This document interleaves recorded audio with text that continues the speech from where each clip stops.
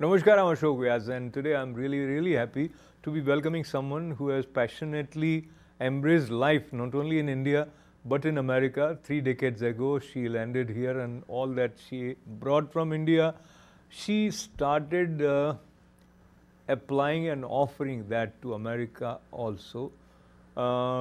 She grew up in a very prosperous and wealthy family and also had the impressions of freedom fighter grandfather. Now, what happened in her life that made her decide to contest for congressional seat? And she's creating a history by taking this decision to put herself out there in the Foray, Virginia, District 11. And Manga Anantatmula ji joins me here from DC. Namaste, welcome. Namaste, Ashokji. Namaste. Thanks for having me on your show. It's my honor to be here talking to you. I'm really happy that you are so enthusiastic, not only about looking after your own family, but also looking after for the whole larger family of America. So, but let us begin with your childhood and initial impressions of the family values that were inculcated in you, and anything in particular that you remember about Manga while she was not even 10. Oh, that's a very interesting question. Nobody ever asked me that question before. Yeah, I had a very interesting childhood. I was the fifth child for my parents, and so my mother was always tied up with having to raise 4 kids, and also the servants in the house and taking care of the family and everything. And I think my mother was pregnant 3 months after I was born, and that made her little hands tied up. So they went and hired, because somehow my mother always told me that I was a different species of baby to deal with, because I was too demanding. Even when I was born, I was an infant. So my mother went and asked my father, either he would have her raise the entire family, or he would have her raise just me, because with me, her time is all tied up because I was too demanding. So I grew up with a couple of nannies at home from morning 6 o'clock until 10 o'clock in the night, until my dad came home and took care of me, even when he came late from work. So I knew how to survive, and I knew how important the family was. And I think I have a middle child syndrome too, that my mother was taking care of my other siblings, and I was not the one she was taking care of. So I learned to be a survivor. I learned to be very independent, and I grew very close to my father, who became my role model. And of course, my mother, I've never heard her yell or raise her voice with any of my siblings or myself. So that brought us very close to each other, thinking, oh, this is how the family should be. Of course, we siblings, we fought a lot amongst each other, but my mother never interfered. So that told me, if you have a feud within the family, you should also have the skills to solve them.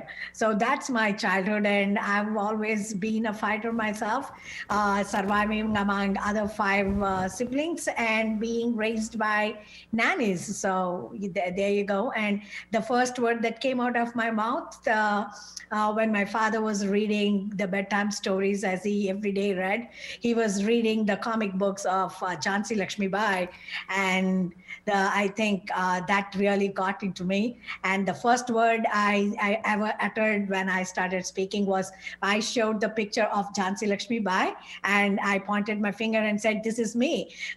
So I think my father always said, "Oh, she's my Jhansi Lakshmi Bai."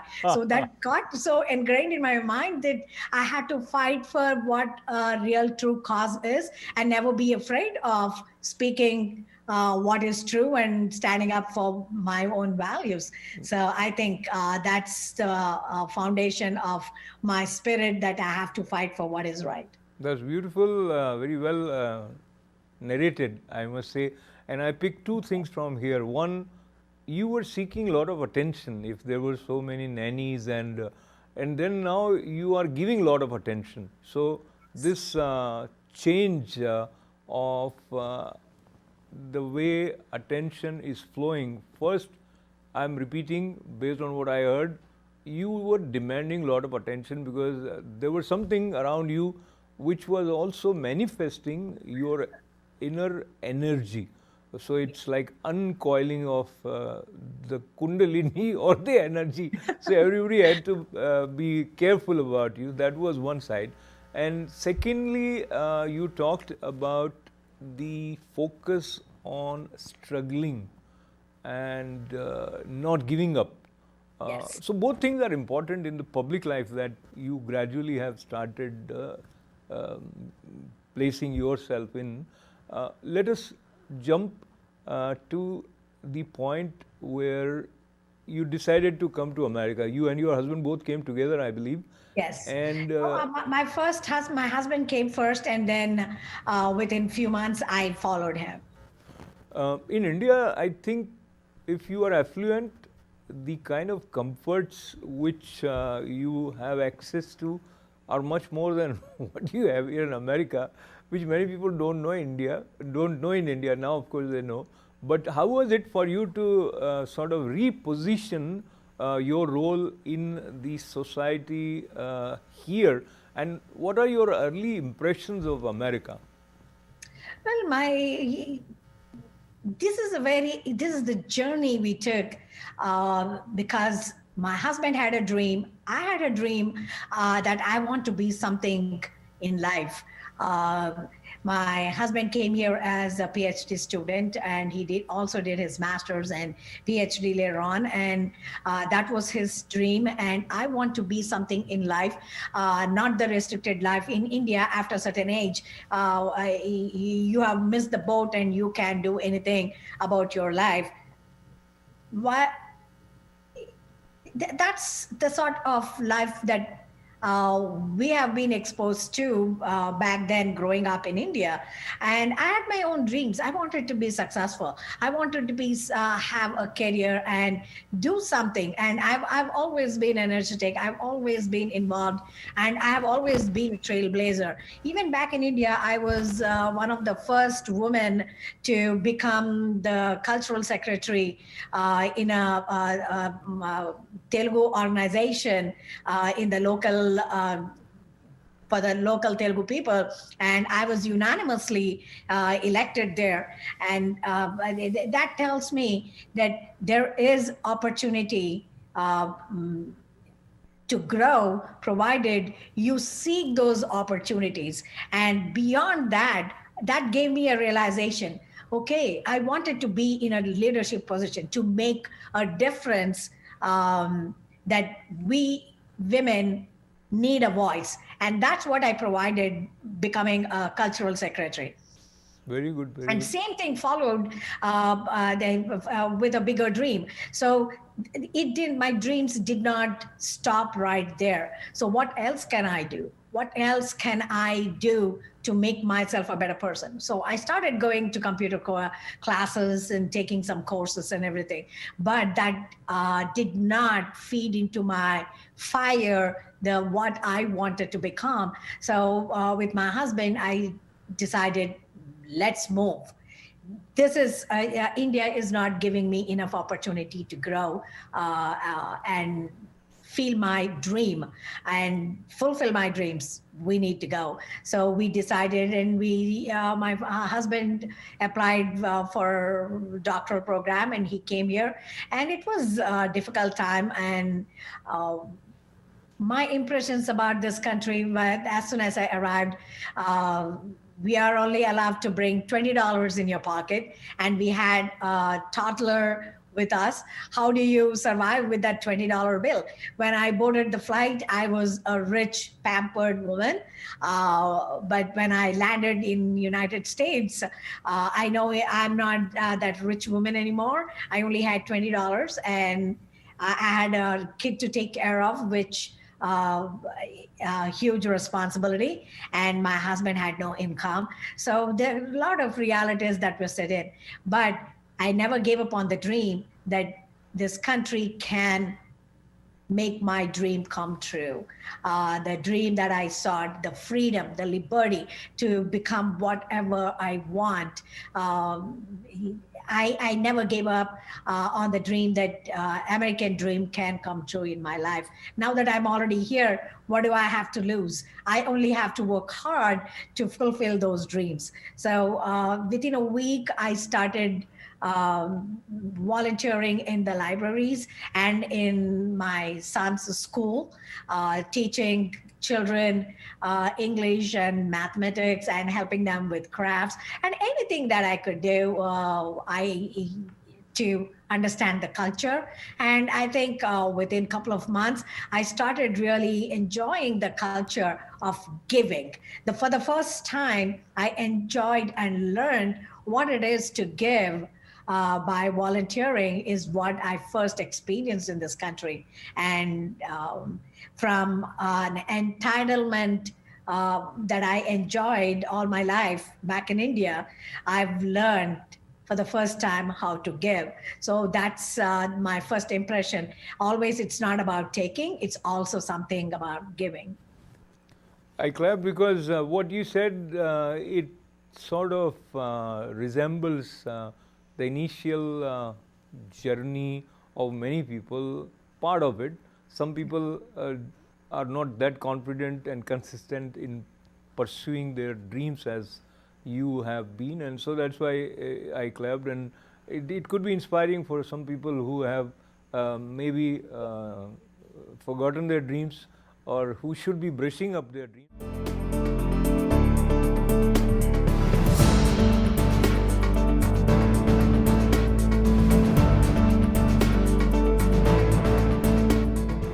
We are speaking, the New Year is around the corner when people make a lot of New Year resolutions.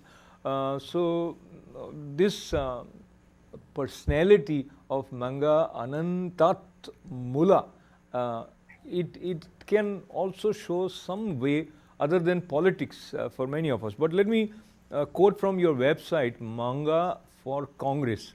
And before I quote this, I read on your banner behind you is, I am your voice, make me your choice. So that tells me that you have some interest in poetry also. No, I enjoyed shairi, and my father was so much into Urdu and Hindi and shairi. So we have been exposed to a lot of other cultures back in India, and my father always told us how to quickly blend in other cultures and enjoy different cultures and languages. And yeah, I'm so much into shairi, and I can write. I can be sitting with a group of people, and any topic I can just do a shairi just like that and enjoy those moments. And also, I'm not only the shairi person. When it comes to when I see something wrong around me, I know I have to raise a voice. That gets me in a lot of trouble. It used to get me in a lot of trouble. But that doesn't stop me from voicing my opinion, or when I think that something is wrong, that I have to stand up and say, no, that's wrong. Because anytime you see something happening and you don't take a side, there are some issues that it won't matter. It's not going to hurt anybody, but there'll always be sometimes certain situations that by not speaking up, you may be doing justice for one person, but you're not doing justice for the other person. They may be hurt. So one person has to be hurt. Why not I tell the truth and let the person who is wrong take the responsibility for what they have done wrong and mend their ways. I mean, that's my thinking. So I I think, always speak up when I see something wrong.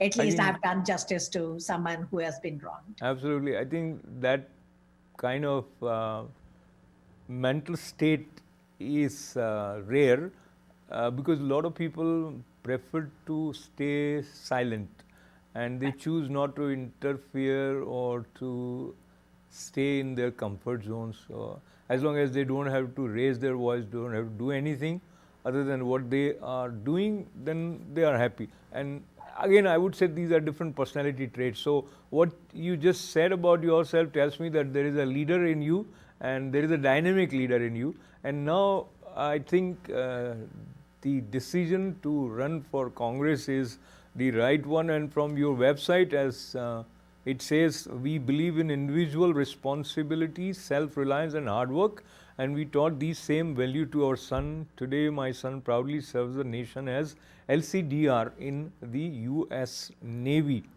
So now you have been through the grind of struggle like many immigrants, and many people, when they face hardships, they become bitter inside. But you saved yourself from that bitterness. In fact, you have used all those adverse moments to propel you further, to give more, and to embrace more people. So talk to me a little bit about where else would you like to give credit for this approach, and was there any role that you played in the choice of career made by your son? No, there are always choices to make in life. I mean, at every juncture in your daily life, there are always choices to be made. But we have to stop and think, how did I contribute to the situation? And who is responsible for the situation? And most importantly, when something adverse happens in your life, I think that's when I think we need to start doing some self-introspection, why this has happened. Instead of immediately blaming, oh, they have done that to me. Instead, what have I done and how did I contribute? I mean, I'm not saying I was like this wise right from the beginning. This is something we need to practice. It doesn't come in a day, it doesn't come in a year, but we need to make a conscious effort to practice this kind of thinking. When I first came here, I know I was in tremendous hardships. I ate very little food just to keep myself alive. And I did not put that responsibility on anybody. Self-reliance, it taught me how to rely on myself. That was my decision. Therefore, I have to endure and I have to make sure that I work hard to achieve my dream and not be a burden on other people. So when they offered free food for my son in the school, I refused. Instead, I preferred sacrificing my meal to feed my child, to keep him healthy and be fed well, and to give him good education, because education is what I came here for. So education made the top of the list for me to provide for my son. And then, of course, my values. And I also believed in the karma. You bring your own baggage. Nobody else adds to your baggage. If I have certain events happening in my life, my karma, I have to pay for it. I brought my baggage. Let me carry my own baggage. Let me carry my own weight. And also, we cannot be blaming God for everything that happens in our life. I believed in God. I believe that if I am not hurting anybody, I am not intentionally the one to encroach into other people's lives and do something wrong, there is always a reward. that's how you talk about your karma, having your good deeds. How do you balance off? It is like a bank balance. If you have good and you have bad, you have debits and you have credits, and you have to keep building that. And when I first came here, I didn't know how to do banking and everything. That's when I learned. Then I started putting my karma and my bank accounts in the same way to teach myself some endurance, tolerance, and also cultivate the habit of not blaming other people. And I mean, as a human being, it doesn't stay for long, and you have to keep bringing that thought back into you. I think it also takes certain age to finesse that kind of thinking. And I think by the time I was 50, I'm sure I became a real finesse. By the time I was 52, I think I was more stable in my thinking that no, we need to let things happen and just watch whatever is happening and accept things the way they come. Nobody is contributing to my misery or my happiness other than myself. And my philosophy is I only need an excuse to be unhappy, but the true nature of the soul is happiness. So Mangaji, I try to eliminate any excuses for me to be unhappy. yeah. Mangaji, I'm so happy that we in you have a motivational speaker also. And I think these kind of thoughts which someone has lived are very much needed in this environment while we are facing COVID. Still, there's another surge, and then we have had a very different kind of a presidential election, and people with still some apprehensions. Was there some foul play? Was everything all right? So, keeping that part for the later part of our conversation. And we actually have not enough time to cover everything, but I want you to share your work with US Citizenship and Security Clearance and Department of Defense and DHS. What did you learn there, and what exactly was your role? Well, all of us have to work our way through our citizenship. We have to be patient. We have to go through a certain process to become a legal green card holder, and then you become a citizen. So I think our Indians are very good at following that legal channel. And that's why I think we are very respected and we are liked by most people in this country because of the way we take things very legalized and very systematic approach to how we want to become a legal citizen, and how I simply got into jobs that needed security clearance and everything. I mean, sometimes it's the opportunities, and sometimes it's also your decision making at the right time in the right moment. Same thing happened to me when I got an offer. A company started. I was always working for federal agencies, and they were all civilian agencies. And I've worked for federal government in my entire career in the United States. But when a company started calling me for an offer with the Marine Corps, I thought that was a bad joke, and who in the right mind is going to have an immigrant like myself want to be working in a military environment. So I kind of ignored them for about 3 or 4 months, but they kept calling me and leaving messages. And one fine day my husband said, why don't you give them a call? This is not right. I mean, at least for politeness sake, why don't you give them a call?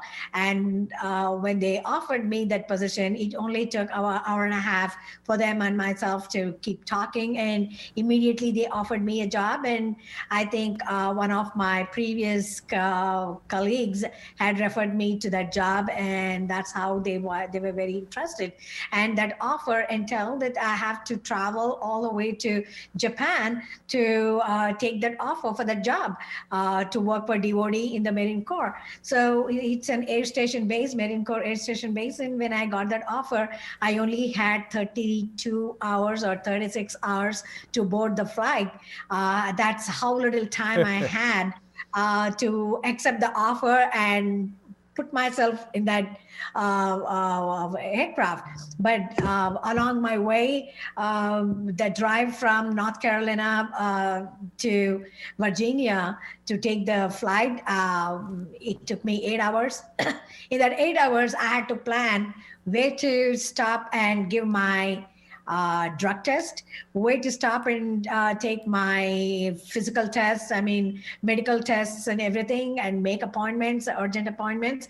And I did all of that. And I had to do fingerprinting for the processing. I did all of that in the 8-hour travel between North Carolina and Virginia. Of course, it took a little longer, 9.5 hours, but then I just got done. And I arrived in from North Carolina and boarded the flight in the next 32 hours. So that's how I had to make a decision. And that too, I have to travel all the way, halfway along the globe, across the globe, to take that opportunity to work in Department of Defense in a military establishment. But then it was an opportunity, and it also was the instant decision making that I had to make. So I think all of us will be presented with opportunities around us. It's always comes down to decision making a right decision at the right time. I was lucky, and I also made that right decision.